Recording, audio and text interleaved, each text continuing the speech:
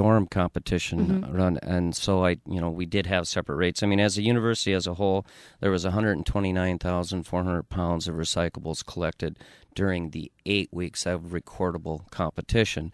And then out of that, from the dorms, there was actually 34,498 pounds during the 9 weeks that we collected. So I mean, it's a good chunk of it. Obviously, when you have that many people living on campus, they're going to create the most amount of waste and recyclables. But overall, yeah, it was really good. I mean, when you talk about the paper and cardboard, the fiber end of it, they recycled enough paper and cardboard on campus to save 1,134 trees from being forested, 450+ thousand gallons of fresh water that's used in that process. And then like what Katie was talking about in the paper drive on energy saved, it actually saved enough energy to supply 33 homes with their power needs for a year. So, I mean, it's a pretty substantial saving by recycling that fiber. And just in only like 9 weeks. Yeah. Dude, that's a really short amount of time for those numbers. When you guys were going through and collecting the recyclables from the dorms, did you guys see ways that we're doing really good in recycling, or ways that we could improve recycling in the dorms? I think I can answer that. Go for it. Because myself and Casey Kudlik, she's the sustainability intern. We went around weekly to the residence halls seeing what was recycled so we could mark it down for the competition. And I'd have to say that the things that people are recycling, number one, make sure that they're washed out and that they can be recycled, because sometimes, you go along and you see people that are in a hurry to also, and maybe they throw their garbage with the recyclables. Yeah. So really try to be conscious about doing that. And then for cardboard is a good one. College students go through a lot of pizza. And I remember Ed told me this. Just make sure, if you're going to recycle cardboard, your pizza boxes, they need to be clean. Otherwise, they need to go in the garbage. And that was probably the biggest two things that I saw when I went around. I could probably ask the guys that collect it, and they'd have lots of suggestions. But overall, what is recycled isn't a bad quality. So I would say the people that are recycling are doing a fairly decent job. But like always with recycling, it's the numbers that are not. I mean, because when you look at the dorms, if you looked at the recyclables and then you opened the dumpster, you would see just about as many recyclables in the dumpster at any given time too. Right. And so, I mean, it comes down to just basically a lot of effort. But again, this year was much better than last year, even during the RecycleMania. Even though we weren't counting the dorms, the dorm volume came up this year, just because I think people were thinking about RecycleMania, and it was Katie did a nice job letting everybody know about it, and running a weekly competition for people that to guess percentages and pounds recycled and things like that, where they were giving away stainless water bottles, and again, which is a good idea. I mean, sustainability isn't just recycling. The reuse is a big part of it, and the reduce is a big part of it. So this competition, if we did it right, our recyclables would actually go down. We would find reuse, and we would just reduce. And it's just like now paper per person generated actually is decreasing because of the internet and the computers, and not as many things printed as it used to be.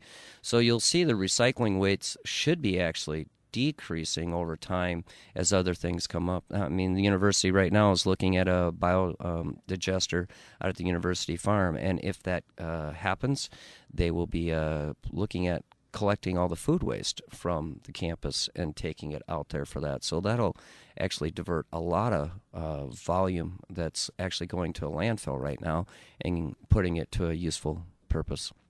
I even noticed in the Student Center this year they are using plates instead of disposable ones, and that's really helped a lot too. So I think we're going to be seeing a lot more of ways to reuse things, which is really great, making our footprint a little bit smaller. Now, what are some tips that you guys have learned through this process to make it easier for people to recycle? Well, I think a big part of that is still on campus, and I've worked with people that work on campus. We're trying to make it as easy as we can, and part of that is just being consistent across campus. And what I mean by that is if you go to every building, no matter where you're at on campus, everything is labeled the same. Mm-hmm. So I'm hoping that we'll get to the point where, you'll see a container, it'll be the same color or have the same signage on it no matter where you go on campus, so you'll know what goes where. And then what we've been doing is with the signs on the containers, we'd put paper and then some examples of paper. So I think as long as we're striving to keep working towards that, we're not there yet, but as long as we keep working, I think it should help our recycling numbers as well and make it easier for people too.